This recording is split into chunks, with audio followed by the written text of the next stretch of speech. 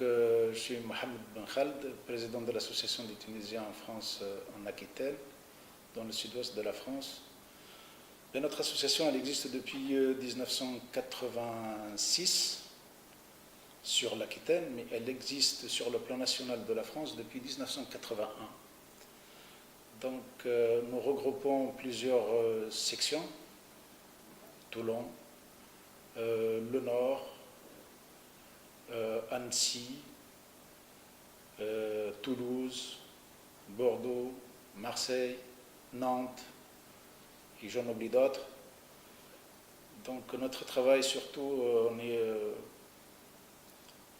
ça sert la communauté tunisienne en France, mais pas que la communauté tunisienne, maintenant ça sert à plus toute la communauté immigrée.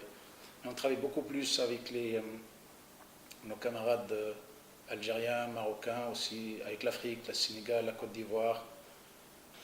Donc sur Bordeaux, on existe depuis 1986. L'association s'est transformée, donc elle s'est agrandie. On a une section qui s'appelle Alif, qui travaille beaucoup sur le volet juridique, et un département juridique qui englobe 9 salariés, qui aident la communauté tunisienne dans les conflits, par exemple les conflits concernant le travail, les conflits avec l'administration, même les conflits conjugaux, bien sûr. Il y a un volet culturel, un département culture qui sert à divulguer un peu et à vulgariser la culture arabe pour les francophones.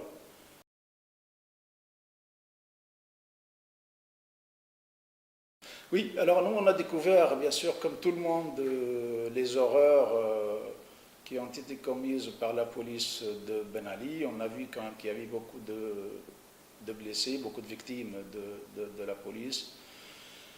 Et on s'était dit, après la Révolution, qu'on pouvait peut-être faire quelque chose sur ce plan-là. C'était franchement par simple hasard. Hein. Donc voilà, on s'est réunis, on s'était dit qu'est-ce qu'on pouvait faire pour rendre service à la Révolution.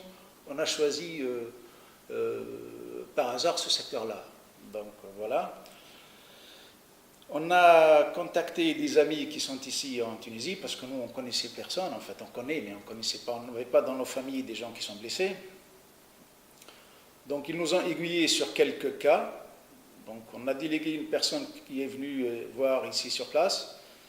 Et puis c'est là où on a compris quand même que c'était un désastre, qu'il y avait beaucoup de victimes. Donc on a choisi un seul cas, qu'on a emmené là-bas à Bordeaux. Donc on s'est débrouillé pour avoir un visa. C'est vrai que les services consulaires et les services de l'ambassade de France nous ont aidés sur ce plan et je leur rends hommage. Ils nous ont fait confiance parce qu'ils n'étaient pas obligés de le faire aussi. Et on a constaté quand même qu'à l'époque, les divers gouvernements n'arrivaient pas à trouver des solutions pour ces jeunes-là. Donc on a contacté des orthopédistes sur Bordeaux. Et on est tombé sur une personne qui était elle-même blessée de la route, qui a été sensible à notre sujet et qui a accepté d'appareiller, moyennant un prix modique, le premier cas. Donc on a... C'était voilà, cas de Chokri Riah. Donc on l'a reçu là-bas le 17, je me rappelle bien, c'était le 17 mars 2012. Et on l'a opéré parce qu'il s'est avéré qu'il avait un problème dans notre jambe et comme on n'avait pas d'argent, donc on était obligé de nous débrouiller un peu pour ramasser un peu la somme. Ça coûtait dans les 9 000 € à l'époque. On a fait une chaîne de solidarité qui a bien fonctionné via les services, Internet et Facebook. Donc c'était une double amputation? Enfin, c'était une amputation parce qu'il était déjà amputé, mais il était touché dans sa jambe droite. Donc il fallait faire une intervention sur la jambe droite aussi. Pas d'amputation, mais parce qu'elle allait vers la droite. Les services médicaux de Bordeaux, donc on les a contactés, et puis eux nous ont fait confiance, puis ils nous ont aidés. On est tombé sur des personnes, un professeur d'orthopédie qui a bien voulu opérer Chokri. puis bien sûr, on l'a appareillé. Il est resté 1 an chez nous quand même. Hein. Et puis après, donc, quand on a fait cette chaîne de solidarité qui a bien fonctionné, il y a eu des dons, des petits dons, hein, donc, de nos amis marocains, algériens, africains. C'était petit, c'était 20 euros, 30 euros, mais hein, c'est des petites sommes qui ont fait après une grande somme.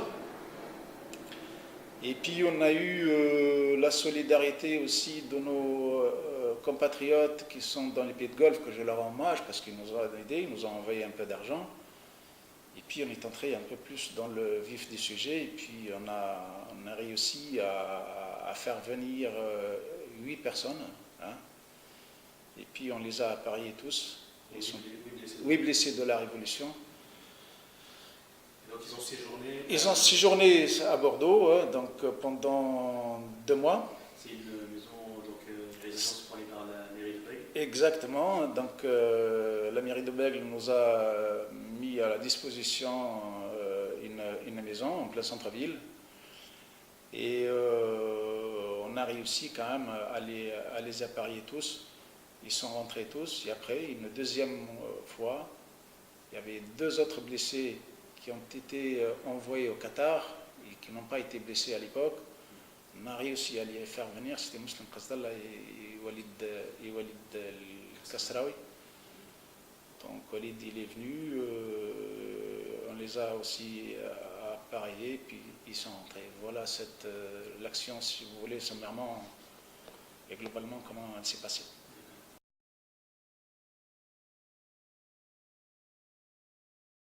À ma connaissance, il reste une vingtaine de blessés qui ont besoin quand même d'être soignés. Hein.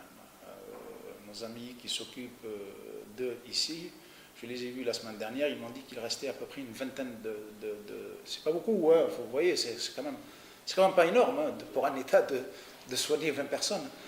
Et c'est ça qui est embêtant en fait. Donc nous, on voulait faire une petite... on avait une idée.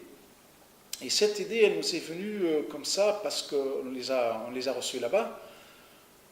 L'orthopédiste, enfin le prothésiste qui les a appareillés, il était prêt à venir ici pour former une petite équipe au matériel, parce que ce n'est pas le même matériel. Moi, j'ai vu le matériel avec lequel ils sont venus, c'est un matériel très ancien quand même. Les prothèses Les prothèses, elles étaient très anciennes, elles étaient rigides, alors que là, c'est des prothèses mobiles, des prothèses en polycarbone, donc elles sont très légères. Et elles sont très confortables. Donc Jérôme Lamorar, le prothésiste, il était prêt à venir ici et à former une petite équipe sur ce matériel-là. Et il était même prêt à trouver du matériel au prix coûtant, parce qu'il fait partie d'un grand groupe international. Il nous a rassuré que si la Tunisie veut, par exemple, ce type de matériel, il pourrait l'avoir au moindre coût, quoi. Nous, on a proposé ça à l'époque aux différents responsables de la santé publique ici, à l'époque, Abdel Maki, puis ceux qui l'ont succédé. Mais on a senti quand même qu'il y a une réticence de la part du corps médical tunisien. Bon, nous, on ne voulait pas non plus forcer les choses. Nous, on n'a pas de leçon à donner à un service médical, ils savent ce qu'ils font. Ils nous ont dit, mais nous, on a tout ici. En fait, sincèrement, s'ils avaient tout, pourquoi ils n'auraient pas soigner leurs blessés. Donc, nous, on avait cette idée-là. On a contacté le ministre des Affaires sociales à l'époque, qui nous a aiguillés vers le centre de prothèses de Sara Saïd, je pense. On a été voir quelques-uns là-bas. Sincèrement, on a vu une réticence énorme. Je ne sais pas pourquoi. Nous, on avait cette idée-là, on leur a dit, écoutez, il vient, il forme, choisissez-vous 4 ou 5 prothésistes que vous voulez et qui sont déjà confirmés. Il va les former sur ce matériel-là.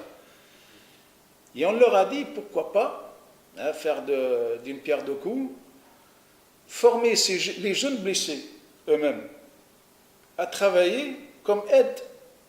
Vous voyez? Donc comme ça, on pouvait les intégrer socialement. Il y en avait même l'idée, parce qu'on pouvait avoir un peu d'aide de la communauté européenne, si on pouvait monter, parce qu'on pouvait monter quand même le dossier, pour avoir du matériel. Et même, on avait sous la main à l'époque un cabinet tout entier, quoi. Moi, je reste optimiste, je lance un appel quand même, parce que ces jeunes-là, j'ai des contacts avec eux, donc ils sont socialement démunis. Hein. Sur le plan prothèse, donc c'est des prothèses qui nécessitent des révisions, c'est comme un pneumatique, une prothèse. Et on ne pouvait pas, parce qu'eux, ils veulent revenir à Bordeaux. Nous, on n'a pas les moyens pour les faire revenir. On aimerait bien, parce que Jérôme, il est capable, il est prêt à la recevoir encore une fois.